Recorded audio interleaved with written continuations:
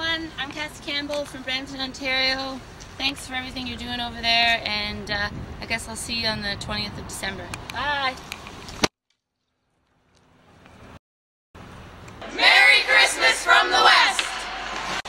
Hope for you and bonne année. We wish you a Merry Christmas, we wish you a Merry Christmas, we wish you a Merry Christmas and a Happy New Year!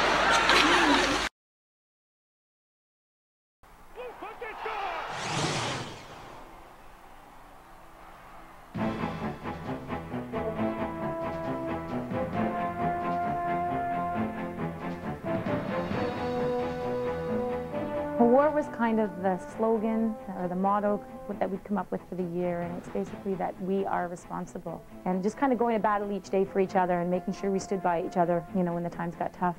And we kind of came back to that, you know, a few times this year when we were losing, and trying to stay focused and not make excuses.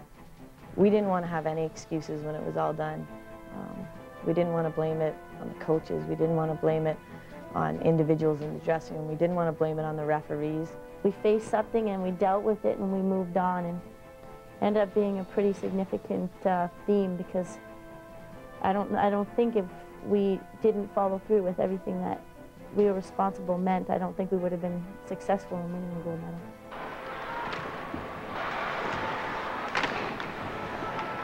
You know, you could have the stronger people around you, but if they're not willing to work together, you're not going to go anywhere. And the word the same thing.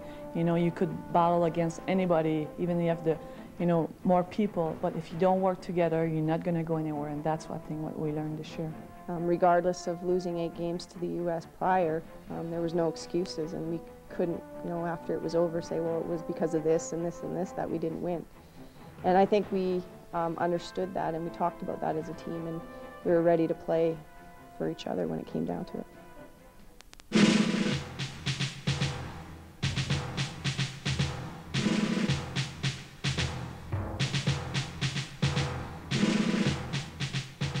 A lot of girls were pretty frightened about it, but you know what, I look back at that experience for myself, and I saw who I wanted to go to war with, and I saw who I could count on in different situations.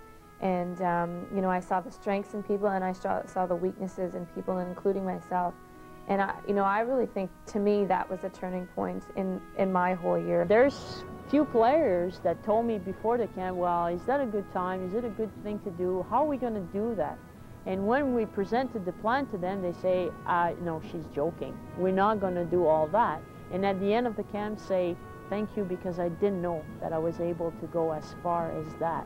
Winning the gold medal was a highlight of my career, but training and living and spending every day together for 6 months with these people is something probably more that, you know, that I'll remember. And it really was fat camp, but the neat thing about it was that it was a lot of different activities and experiences that, you know, some of us never had a chance to do before. But at the same time, I think in retrospect, everybody would say that was probably one of the keys to our success, no doubt.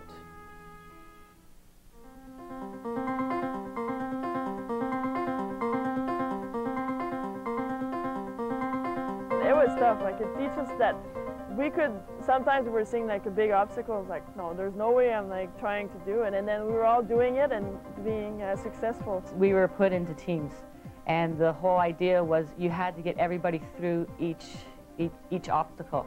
So you'd have to help people. You couldn't just take off.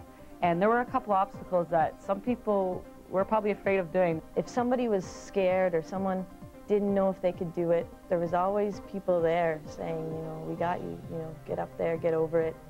We're not going to let you fall. We're not going to, you know, let you kill yourself. So that was important for us. And again, we were behind each other the entire season, and we always talked about whether we'd want to go to war with the person sitting beside us. I think the obstacle course was great, where you had to tackle all kinds of different tough challenges. And when we first looked at it, it was a little daunting. I mean, we didn't realize that this was something we might be able to do. And then when it was over and you'd gone through it, you had a real sense of accomplishment. You're in a good position. For us, that's a new experience for a lot of women. A lot of young boys that play junior hockey, whatever, they, you know, they've lived that experience, and for most women they haven't. And so, for us, that's you know, a huge difference, and an opportunity to bond and forge relationships that we wouldn't otherwise be able to do.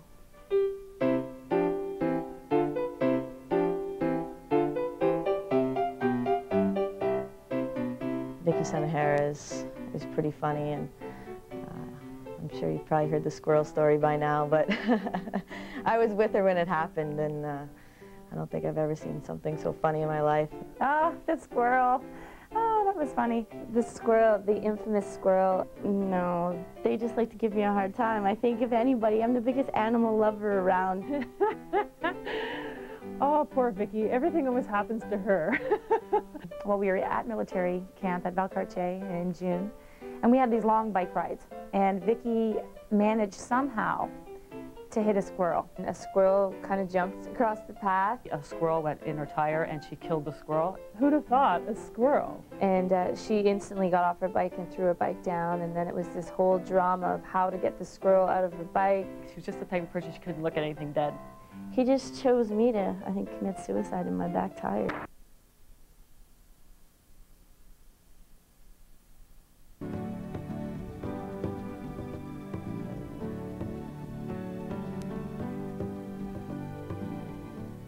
The best part to me about getting to the Olympics is to see the other athletes.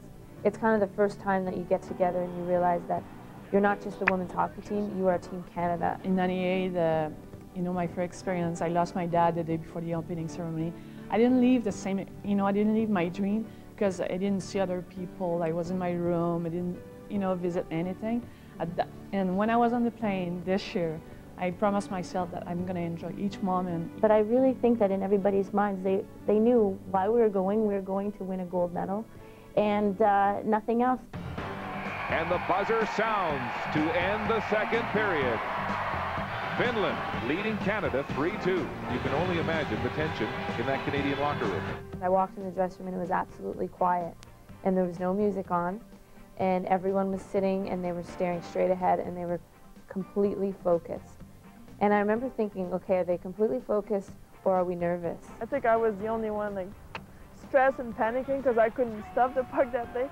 I heard the story afterwards. My parents were up in the stands crying. We don't have tickets to the bronze medal game. I mean, that was sort of, they were panicked. I remember saying, I've got to say something. This has got to change. I mean, this is not how we act in the dressing room. And I just said, guys, think of the challenges we've been through this year. I mean, it's amazing, and this is nothing. I remember Cassie standing up and saying, you guys, for some reason, we're getting these challenges just thrown at us, and we don't know why. We don't know why we're being challenged so much, but we are, and we're going to overcome it. What she said, I think, stuck with everybody because it's true. We faced so much all year that we still have another period. I don't think there was a sense of panic. There was a sense of urgency.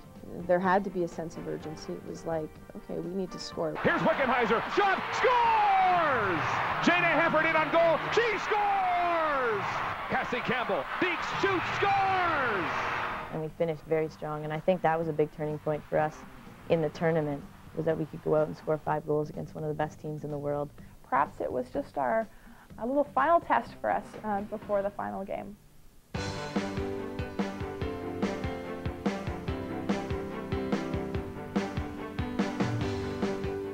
It's always better to be the hunter than the hunted, and you know, that's the situation they were in. They were the favorites. They were, you know, in their home country, and watching them towards the end of their one, they looked really nervous and shaky. And I just thought, wow, you know, this is our game. You step out on the ice and you see the USA jersey, and you don't want to give an inch, and neither do they. And you know, it's just a basic dislike for the other team and an intense rivalry that you want to win. This is the matchup everybody's been waiting for. A rematch of the gold medal final from 4 years ago. Around the net, wrap around, right in front, it's in! Scores! Rebound! Wickenheiser scores! Here's a chance for Hefford on goal! She scores! Being ahead by 2 goals, that really helped us just to stay a bit more relaxed. Like on the U.S. side, when you're down by 2 goals, you feel the pressure that you got to score. Against Canada will go to Jennifer Bottrell. 8 straight penalties against the Canadians. You're in the moment, and you know, your heart's racing, your legs are dying, and you can't even breathe, and penalty after penalty. And you know, if somebody would get excited on the bench, there was somebody right beside to say, you know, calm down, don't worry, we can get through it. Kill the penalty and move on. just kill it and move on. We haven't worked all our lives to make it to this moment, to have the game taken this way. There's no way they're going to beat us. No 5-on-4 or 5-on-3. There's no way. You know, this is the first time all season I didn't hear anything on that bench. Nobody complained about anything. It's almost like you have to kind of take that rage and put it somewhere where you can't find it or can't touch it till after the game, because you know that if you let it affect you, then you won't go out and you won't win the game. Everybody says, like, how are you guys so calm? And it's like, but we didn't have a choice. I mean, we could lose it, and, you know, the game probably would have ended, and the U.S. probably would have won.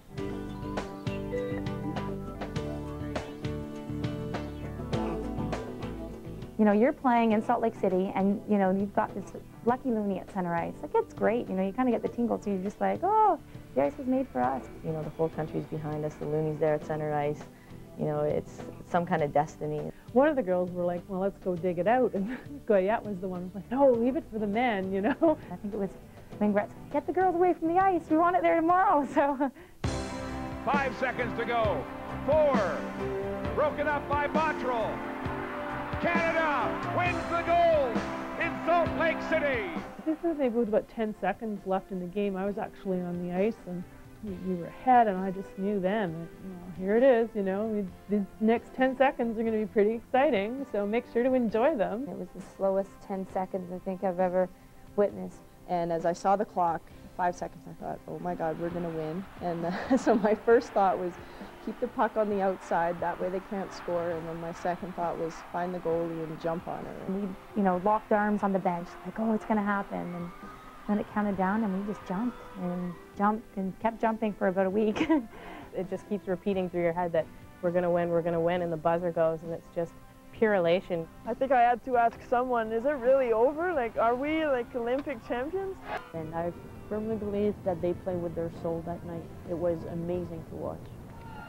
Ladies and gentlemen, please stand for the national anthem of Canada.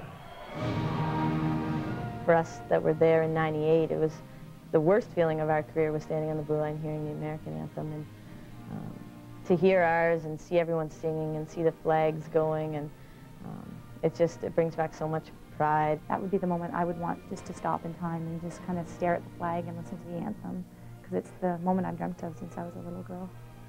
I remember looking up and just saying, thank you. Like, that's all I could say was, thank you. I can't believe this has happened. I mean, my favorite memory of all was when we were standing there waiting to get our medals. And I was sort of further down the line, so I could sort of look up, you know, the line, or look back at my teammates ahead of me. And I could see all of them getting the gold medals placed around their necks. The gold going around my neck was, see you later, I'm crying. That was it. For us, it's the realization of a dream that we're able to accomplish the highest thing in women's sport, because there's no Stanley Cup for us, there's nothing else. It wasn't one person, it was everyone. And there was no question, there was no doubt in my mind we were going to win that game. You know, I'd like to think that there will be a lot of great times ahead and special memories, but I don't think that there will ever be one that will be the same or quite as special as the one that I had this year in Salt Lake.